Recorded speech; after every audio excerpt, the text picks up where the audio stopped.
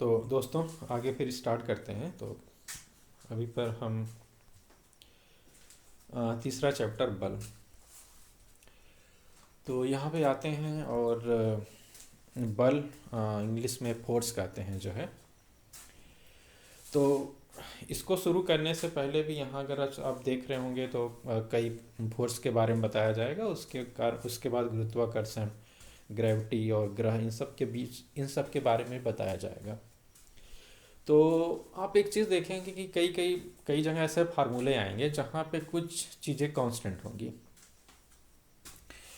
चीज़ें कुछ कांस्टेंट होंगी, जैसे कि मान के चलिए कि एक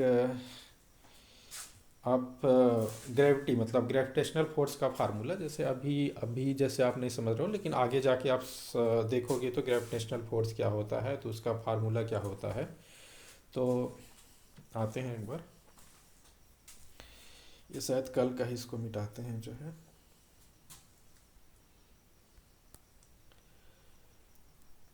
लो, इसको मिटा दिया और वीडियो देखते हैं चालू है कि नहीं पहले। हाँ, वीडियो चालू है। तो ग्रेविटेशनल फोर्स का अगर फार्मूला आप देखेंगे तो जो है कि G m1 m2 अपान और स्क्वायर,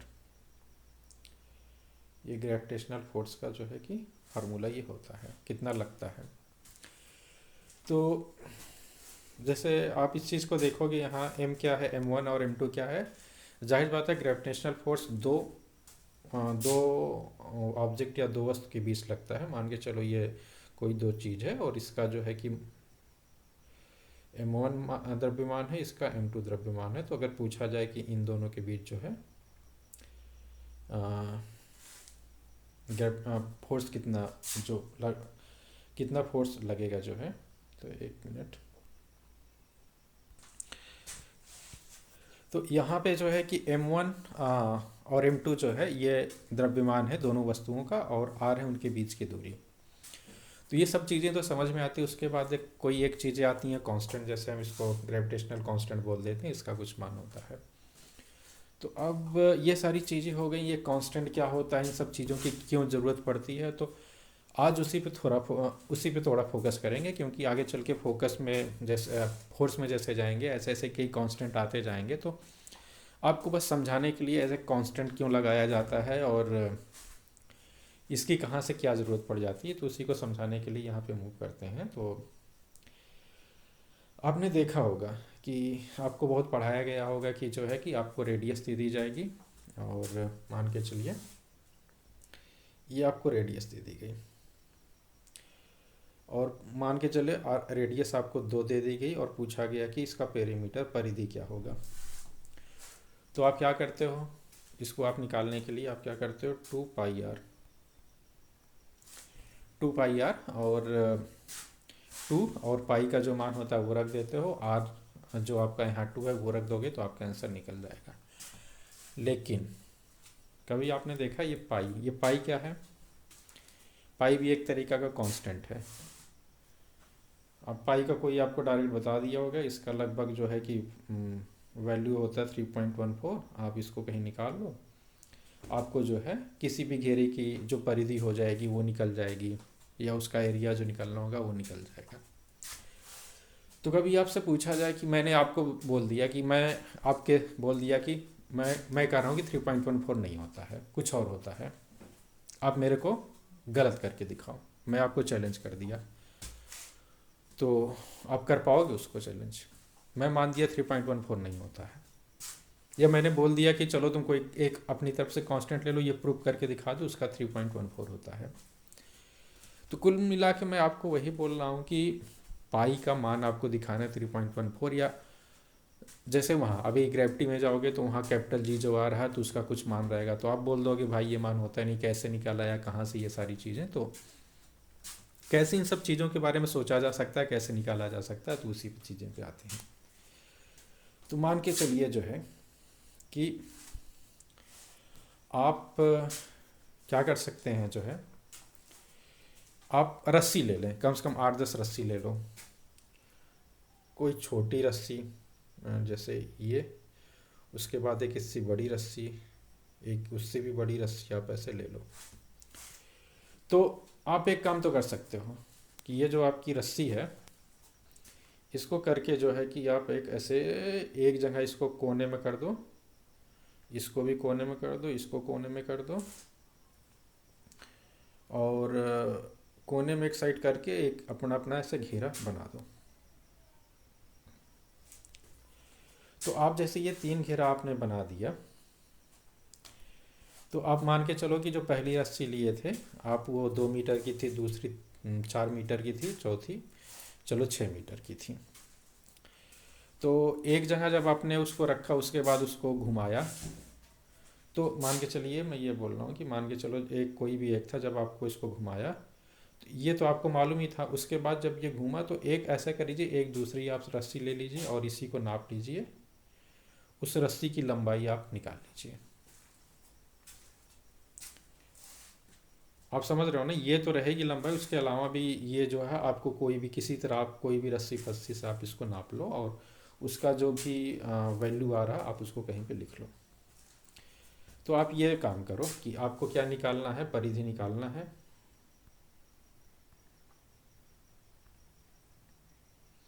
परिधि निकालना है तो आप जो है कि मान के चलो कि आपको एक चीज़ तो यहाँ रहेगी रहेगी आर, क्योंकि वो चीज़ें आर पे डिपेंड कर रही हैं। एक चीज़ आप मान के चलिए कि आप यहाँ पे कोई भी पाई मत लीजिए, कोई भी चीज़ लिख लीजिए, एक कोई भी कांस्टेंट मान के चलो हम के ही लिख ले रहे हैं। और वैसे उसके बाद आपके पास 3 जो है कि इंफॉर्मेशन आ जाएंगी। मान के चलिए कि पहला first condition, second condition, third condition.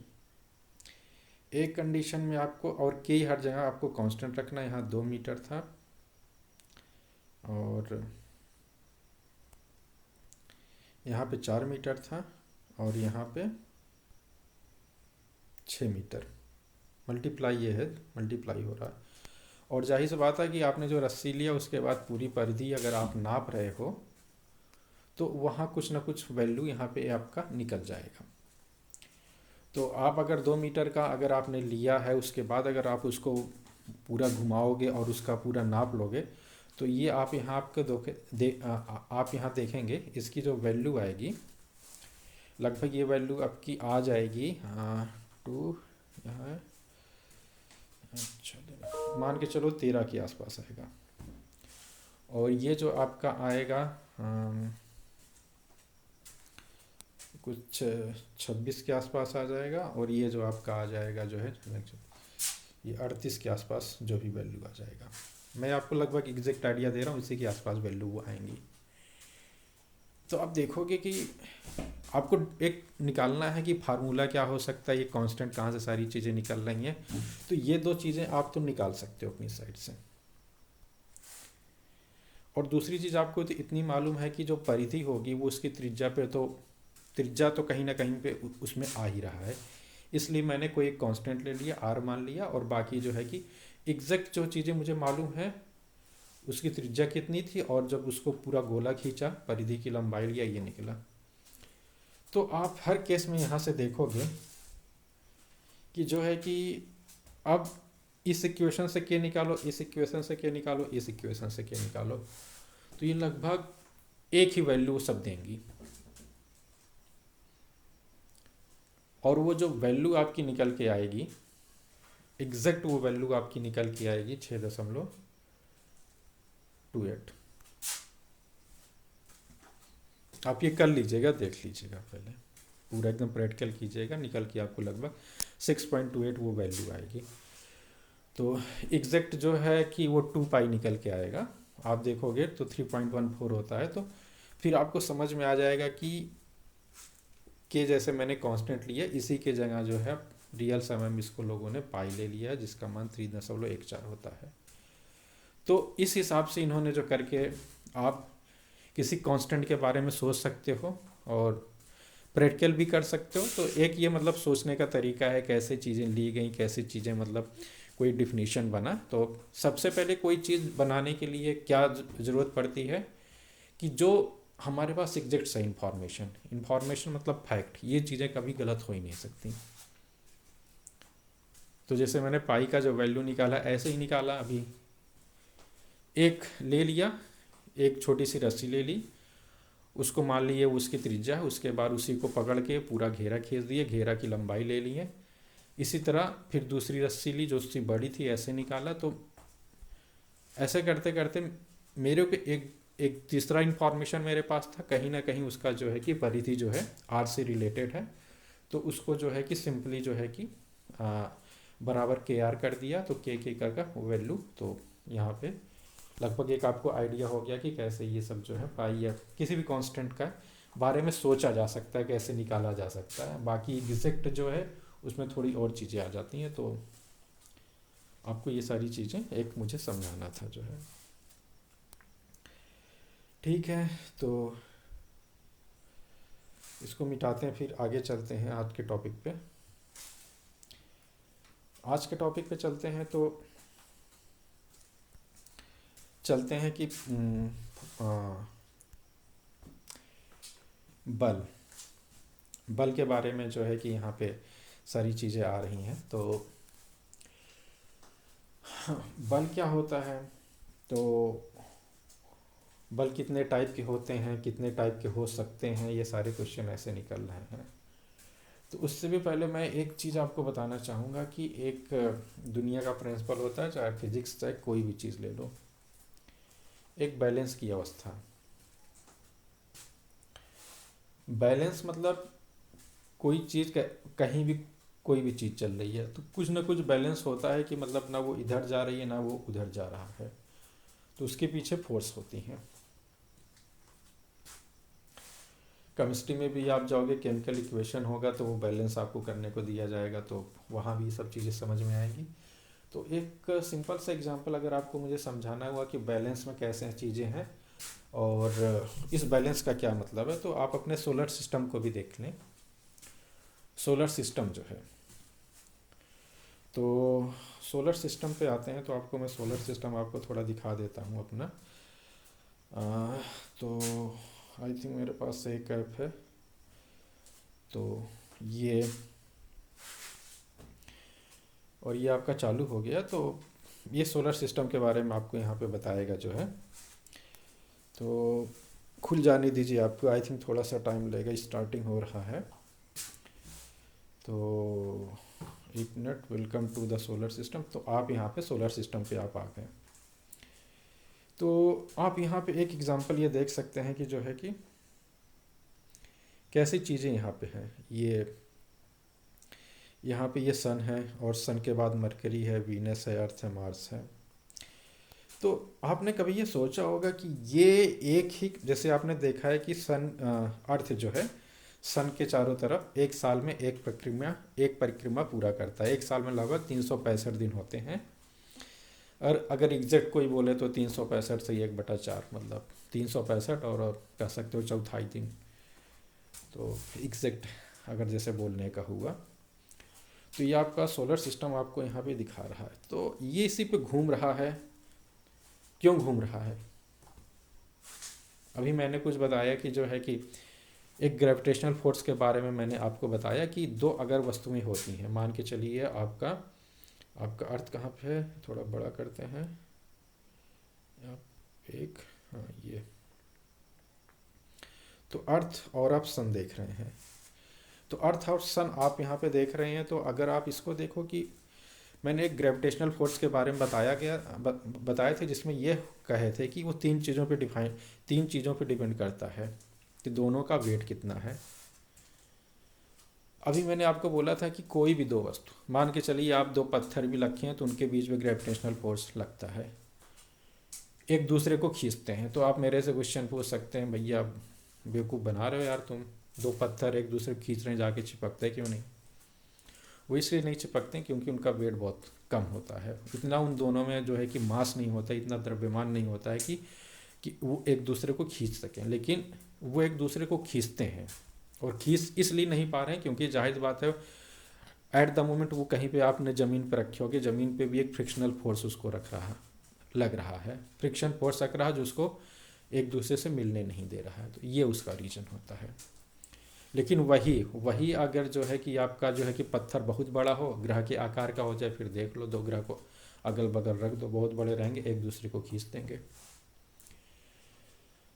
तो आप कहोगे चलो भैया आपकी ये बात मैंने मान ली, तो यहाँ अर्थ और सूर्य एक दूसरे को क्यों नहीं खींच रहे हैं? आप ही तो बताएं। आपने फार्मूला लिख के भी दिखाया है कि उसका फार्मूला होता है कैपिटल जी m1 × m2 और स्क्वायर, दोनों का मास और दोनों के बीच की दूरी पे डिपेंड करता है। तो यहाँ पे क्यों नहीं खींच रहा है? तो यहाँ पे एक सबसे बड़ी चीज़ आती है बैलेंस।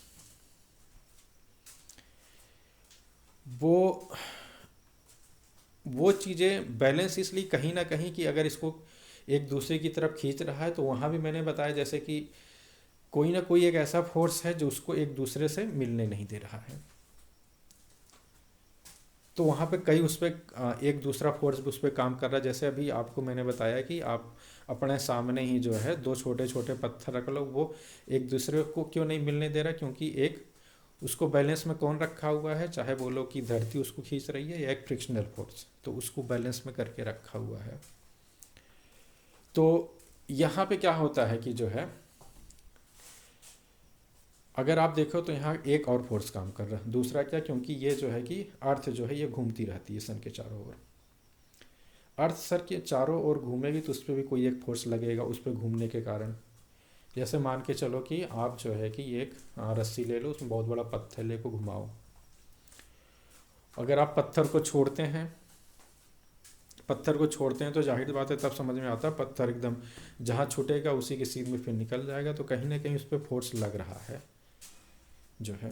तो ऐसी ऐसी ये सारी चीज़ें एक दूसरे को बैलेंस करते हैं और सब ग्रह उसी में अपना चक्कर काटते रहते हैं। तो ये आपका कुल मिला के एक सोलर सिस्टम है जो आपको मैं दिखाना चाह रहा था कि जो है कि यहाँ एक कैसे इनके बीच ग्रेविटेशनल फोर्स हो सकता है। और ये जो है कि फोर्स के अलावा कभी इस पे आएंगे तो पूरा ठीक से बताएंगे जो है कि मतलब एक तो चक्कर भी कर रहा और पृथ्वी अपनी धुरी पे घूम रही है जिसके कारण रात दिन होता है।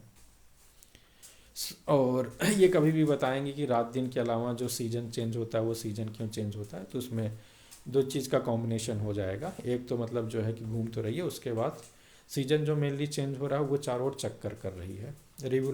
रिवोल्यूशन उसको बोलते हैं। रोटेशन तो हो गया कि अपनी अच्छे पे घूम रहा है, और रिवोल्यूशन हो गया सन के चारों ओर चक्कर लगा रही है। तो सीजन चेंज ये सब पे चीज़ पे कभी आएंगे। तो एक एटलीस्ट आप सोलर सिस्टम पे हम आ ही गए हैं तो थोड़ा इसके बारे में आपको जानकारी दे सकते हैं कि टोटल 8 ग्रह हैं, प्लूटो को ले लोगे तो 9 हो जाएंगे। तो ये आप लगभग आपको आइडिया मैं दे रहा हूँ कि जो है कि सबसे विकट मरकरी होता है, उसके बाद वीनस, अर्थ, फिर मार्स। और उसके बाद अगर हम जाएं तो देखो कि जो मार्स और जुपिटर के बीच ये देख रहा हो कि एक बहुत ही मतलब बहुत बड़े बड़े पत्थर, मतलब एक बेल्ट है जो है पत्थर की एक बहुत बड़ी बेल्ट है जिसको हम एस्टेरॉयड बेल्ट बोलते हैं। तो यहाँ एस्टेरॉयड बेल्ट आपको दिखाया जा रहा जो है ये, जो कि आपका जो है कि ये जुपिटर और मार्स के बीच है। तो ये सब उसके बाद और सारे इसमें जो है कि ग्रह दिखाए गए हैं, जो सैटर्न, यूरोनस, नेपच्यून। तो ये सारे टोटल इतने ग्रह हो गए और उनके चंद्रमा भी ऐसे दिखाया गया। तो ये जो था आपका, ठीक है। तो अभी हम यहाँ से निकलते हैं। तो अब यहाँ पे अपने टॉपिक पे आ जाते हैं। तो एक चलते हैं, अब स्टार्ट करते हैं बल के बारे में। उससे पहले आपको एक ओवरव्यू दे दिया गया और दूसरी चीज़ ये बताई गई कांस्टेंट। ये कांस्टेंट मतलब क्यों रखे जाते हैं। आप एक सर्किल का एरिया निकालना और उसका पेरीमीटर निकालना, तो वहाँ पाई कैसे आ गया, पाई का एग्जैक्ट वैल्यू 3.14 कैसे आ गई, तो आपको एक लगभग आइडिया हो गया। और इसी तरीके से आपको जो है कि अगर आप कभी दिमाग लगाओगे तो ये भी आपको आइडिया लग जाएगा। जो ग्रेविटेशनल कांस्टेंट होता है कैपिटल जी, उसका मान 6.67 10 की पावर ऐसे कुछ होता है, वो क्यों होता है। तो यह होगा, हम उस पर फिर कभी आएंगे। तो बल का जो है कि सिंपली अगर कोई पूछता है कि बल कितना है, तो एक हम सिंपल सा जो है कि फार्मूला से हम लिख देते हैं। एफ एम इंटू ए। एफ क्या है, यहाँ बल है, और एम क्या है, मास है, द्रव्यमान है, ए क्या है, एक्सेलरेशन या त्वरण है।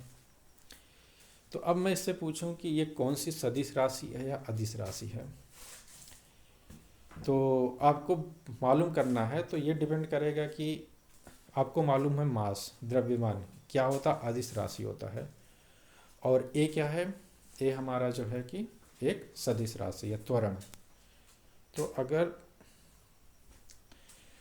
मास इंटू कोई भी चीज़ है, एक अदिश राशि में एक सदिश राशि का गुणा होता है, तो उससे जो राशि बनेगी वो हमेशा एक सदिश बनेगा। तो मैं आपको एक समझाने के लिए बता रहा हूँ कि अदिश सदिश में जब भी मान के चलो कोई राशि, अगर मान के चलो कि ऐसी दो राशि बना है कि उसमें से दो ऐसी राशि बना है जिनका गुणा हो रहा है जैसे यहाँ पे, और उसमें से एक अदिश राशि है और एक सदिश राशि है, तो उससे बनने वाली राशि भी सदिश ही होगी। तो जनरली ये जो है कि आपका एक फोर्स निकल गया, मास इनटू एक्सेलरेशन। और कभी मान के चलो कि आपका धरती जो है आपको कितनी तेज़ी से खींच रही है, अगर इस चीज़ को आपको निकालना होगा तो जाहिर बात है कि आपका जो मास होगा, आप अगर 70 किलो के हो या 60 किलो के, 60 किलो यहाँ हो गया, और आपका जो है एक्सेलरेशन मतलब जो है धरती खींचती है वो जी होता है 9.8 मीटर पर सेकंड स्क्वायर। तो आपको इसको निकालोगे तो ये आपका जो भी ये कुल मिला के आपका कितना हो जाएगा, 48 480, 480 में उधर कर दो तो अपना 480 96 96 एग्जैक्ट अगर लो इसको मिटा देते हैं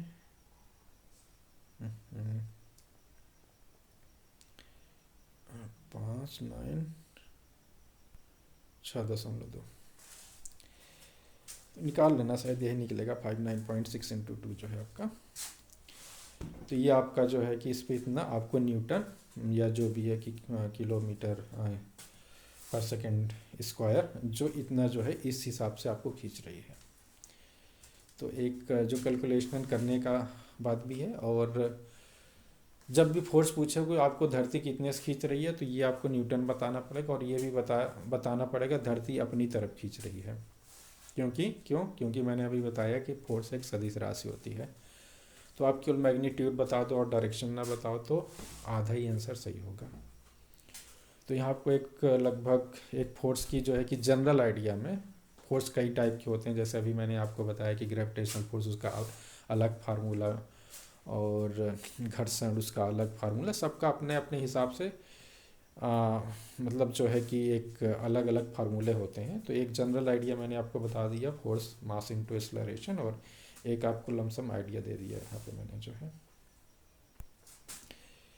तो ये वही यही चीज़ बताई है, बल मतलब फोर्स जो होता है, बल द्रव्यमान गुणे त्वरण, और एफ से इसको दिखाया जा सकता है एम, ए मास, एम क्या है द्रव्यमान हो गया, ए त्वरण हो गया, और न्यूटन इसकी यूनिट हो गई। अगर से जीएस में लाओ तो इसको डाइन बोलते हैं। तो कभी कभी पूछ लेता है कि जो है डाइन किसकी यूनिट है, तो वो बल की यूनिट है। डाइन या न्यूटन दोनों बल की यूनिट है।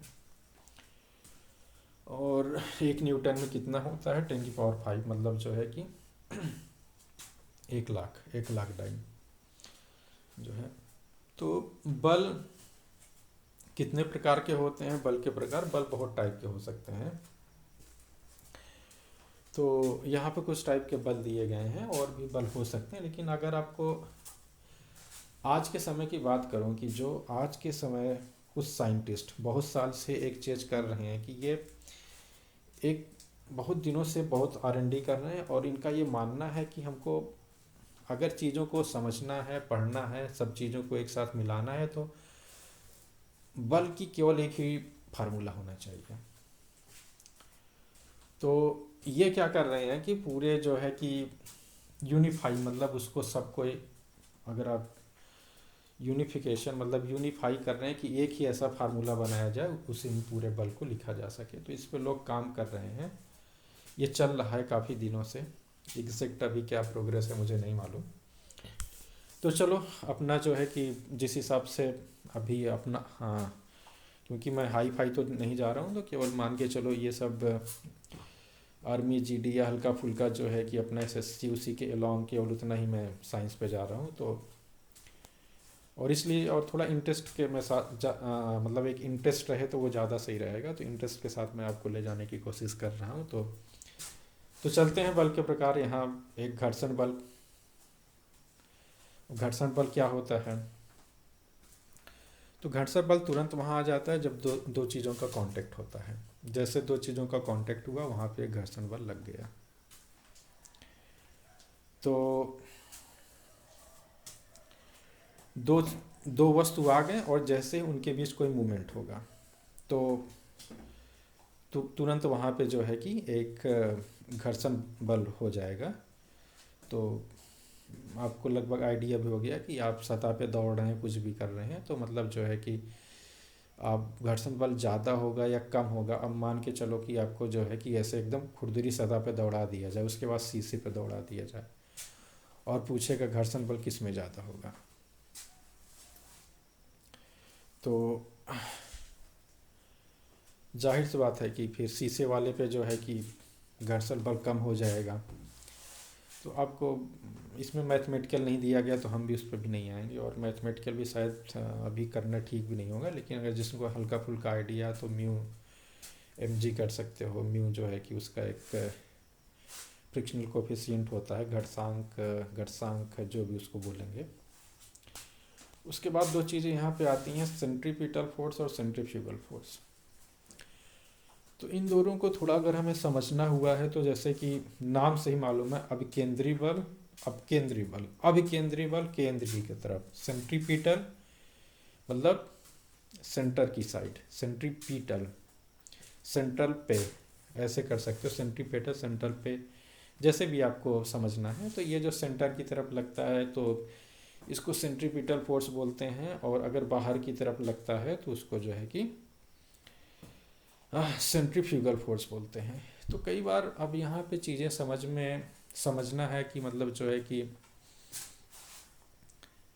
एग्जाम्पल जैसे इसका क्या कोई चीज़ हो सकता है। तो जैसे इन्होंने मौत के कुएं की बात की है। मौत का कुआं तो आपने देखा हुआ है कि कुआं किस टाइप का रहेगा। वहाँ अगर आप देखे होंगे कटोरा शेप में होता है कुआं। तो आपने देखा होगा फिर अपना वो गाड़ी चलाएगा, और गाड़ी चलाएगा जो है जैसे जैसे स्पीड करता जाएगा वो उठती जाएंगी। अब वो क्यों उठती है, उसका सबसे बड़ा रीज़न ये होता है कि जो है कि वो पहले तो कटोरा शेप होता है, तो वहाँ जैसे जैसे उठेगा हल्का तिरछी रहेगी, तो उसमें कई कई कई फोर्स उसमें आ जाते हैं, क्योंकि एक ही फोर्स वहाँ काम नहीं करेगा। वहाँ अगर आप जाओ देखोगे तो फ्रिक्शनल फोर्स भी है, ग्रेविटेशनल फोर्स है। इन दोनों का जो है कि ये एक इफेक्ट मिलके फिर आप जैसे जैसे कि आप गाड़ी पे जाओगे तो वहाँ पे ये जो है कि सेंट्रीपिटल फोर्स और सेंट्रीफ्यूगल फोर्स भी सब चीज़ें आने लगेंगी। तो क्योंकि जैसे मूवमेंट हुआ तो एक वहाँ के अंदर की तरफ mv² बराबर आर भी फोर्स आ गया। तो यहाँ पे जैसे आपको जनरल आइडिया एक रखना है कि अब केंद्रीय बल सेंट्रीपिटल फोर्स की जो बात हो रही है, तो एक एग्जांपल दे रहा, मौत के कुएं में गाड़ी चलाना। तो आप वहाँ जब चला रहे हो तो आप अंदर की तरफ जैसे गिर रहे हो वहाँ पे, तो वहाँ पे जो है कि एक अंदर की तरफ जैसे वो बल लग रहा है, तो आप उसको जैसे एक सेंट्रीपिटल फोर्स बोल सकते हो। और उसके अलावा और भी कुछ जैसे एग्जांपल हैं, तो यहाँ पे जैसे कि हम यहाँ पे आ जाएं,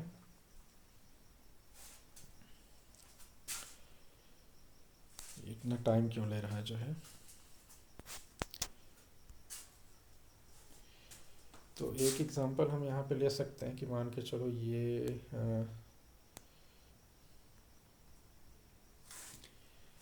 ये कोई एक बंदा है, पत्थर मान के जो है ये चला रहा है, तो मतलब जो इसको अंदर की तरफ लगने वाला सेंट्रीपिटल, बाहर की तरफ लगने वाला जो है स्ट्रिंग।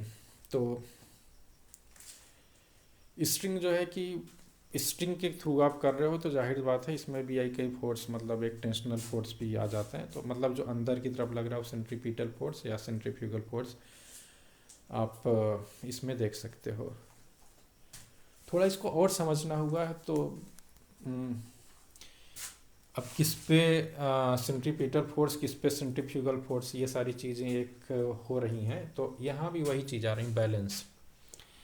क्योंकि कहीं ना कहीं अगर एक समय, एक क्षणिक के लिए अगर आप सोचो कि मान के चलो ऐसे ये घुमा रहा है, तो एक सेकंड के लिए आप उस पोजीशन पे रोक के देखो, तो वो चीज़ें वहाँ पे रुकी हुई हैं। तो वो उसको बैलेंस करने के लिए जाहिर सी बात है अंदर और बाहर दो टाइप की फोर्स होंगी, सेंट्रीपिटल अंदर की तरफ, सेंट्रीफ्यूगल बाहर की तरफ, और दोनों बराबर होती हैं।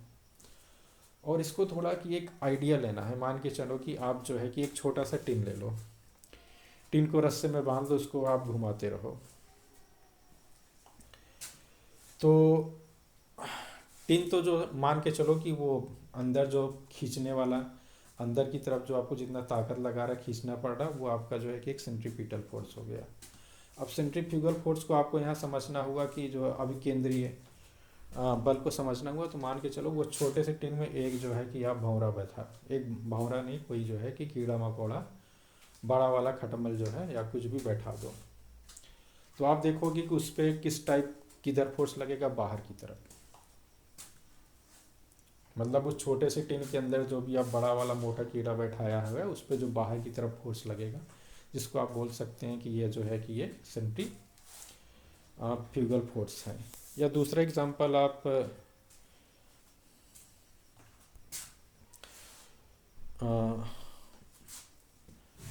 मौत के कुआं,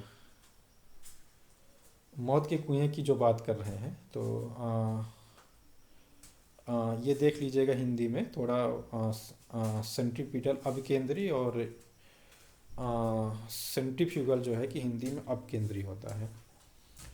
तो एक एक ही एग्जांपल से मैं, आप दूसरी तरीके से भी आप समझ सकते हैं। लेकिन ये मान के चलो कि दोनों फोर्स हर समय हैं, एक दूसरे को बैलेंस कर रहे हैं। जैसे एक एग्जांपल मौत के कुएं वाली अगर हम यहाँ पे ले रहे हैं, तो दो तो फोर्स ये हो गए, और उसके अलावा जो है फ्रिक्शनल फोर्स और जो है कि ग्रेविटेशनल फोर्स भी काम कर रहे हैं। तो एक एग्जांपल ले सकते हैं मौत के कुएं में, और उस समय तो आपका जो कुआं है और आपकी गाड़ी घूम रही है, तो आपको लगभग समझ में आ रहा है कि ये एक जो है अभिकेंद्री बल है। अब इसी एग्जांपल में आप कहीं ना कहीं सेंट्रीफ्यूगल भी, जैसे कि अगर आप दिमाग लगाएं तो सोच सकते हैं, लग तो उस समय भी रहा है। आप गाड़ी को स्थिर कर दीजिए, कुआं घुमा दीजिए। अब आपको समझ में आ रहे हैं भैया क्या बोल रहे हैं, तो भाई यही बोल रहे हैं कि कुआं घुमा दीजिए आप, बस जो है कि गाड़ी को वहाँ रहने दीजिए। तो उस समय देखिए क्या होता है, जब आप बहुत तेज़ कुआं घुमाएंगे तो गाड़ी ऊपर उठनी चालू हो जाएंगी अपने आप। अब उसकी तरफ लगेगा कि एक अंदर की ना हो कि एक सतह के साइड बाहर की तरफ फोर्स लग रहा है।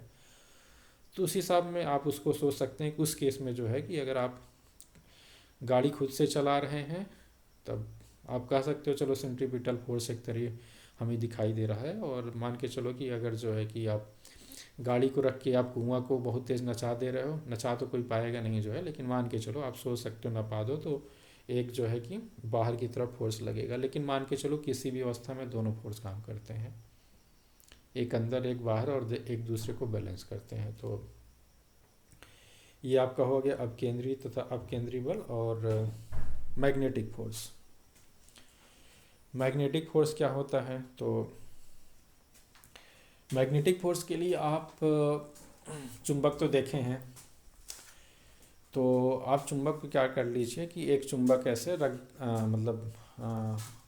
एक चुंबक कहीं भी आप ऐसे रख दीजिए। जाहिर सी बात है कि वहाँ पे जो है कि आप एक मैग्नेटिक फील्ड तो रहेगा ही रहेगा, क्योंकि चुंबक वहाँ रखा हुआ है। उसके बाद मान के चलिए, उसके बाद जो है उसी चुंबक के पास आप एक तार लेके जाइए, पतला तार जो है, और उस तार को वहाँ लेके जाइए, और उसके बाद जो है कि उस तार में आप बिजली डालिए, करंट डालिए। आप जैसे वहाँ करंट डालेंगे, आप देखेंगे कि जो है कि तार किसी डायरेक्शन में झुकना शुरू हो जाएगा। तो तार किसी डायरेक्शन में झुकना लगेगा वो इसलिए क्योंकि वहाँ उस पर एक फोर्स लगना स्टार्ट हो जाता है। और वो फोर्स कितना होता है तो वो भी जो है कि अगर आपने तार वो रखा है तो वो अगर आप आगे वहाँ जाके देखेंगे तो जाहिर बात है कि कितना फोर्स लगेगा उस पर एटलीस्ट किन किन चीज़ों पे डिपेंड करेगा, कितना कितना ज़्यादा उस तार पे फोर्स लगेगा, किस चीज़ पे सबसे ज़्यादा मैग्नेटिक फील्ड कितना ज़्यादा है कम है, वो चीज़ मायने रखेगी। और दूसरी चीज़ ये रहेगा आप कितना करंट जा रहा है, तो इन सब चीज़ों पे फोर्स करेगा। तो वो आप कभी निकालोगे आई एल क्रॉस भी होता है, तो कभी जैसे कि और होगा तो देखेंगे। और जाहिर सी बात है वहाँ भी जो है कि कोई भी फोर्स होगा वो एक वेक्टर राशि होगी जो है। तो आज यहाँ पे जो है कि ये आज बल कितने टाइप के बल, तो उसके बारे में एक लगभग जो है कि डेफिनेशन यहाँ पे दी गई है। उसके बाद गुरुत्वाकर्षण पे आते हैं। गुरुत्वाकर्षण मैंने ऑलरेडी एक आपको एक एग्जांपल में पहले बता ही दिया था। तो और कैपिटल जी के बारे में भी बता दिया गया था कि 6.67 10^11। तो यही है कि जो है कि गुरुत्वाकर्षण हम बोल सकते हैं कि गुरुत्वाकर्षण जब नाम ले रहे हैं तो वो लगभग पृथ्वी के बारे में जैसे हम बोल रहे हैं, लेकिन गुरुत्वाकर्षण किसी भी दो ऑब्जेक्ट के बीच हो सकता है, दो भी वस्तु के बीच हो सकता है, चाहे छोटी छोटी हो बड़ी से बड़ी। बहुत बड़ी रहेंगी तब मालूम चल जाता है, छोटी रहती हैं तो मालूम नहीं चल पाता है। तो इसका वही सीधे सीधे है। तो गुरुत्वाकर्षण बल उसको बोलते हैं। और एक्सेलरेशन ड्यू टू ग्रेविटी, इसको बार बार कैपिटल जी 9.8 मीटर पर सेकेंड स्क्वायर ये भी बताया जा चुके हैं। और ये है कि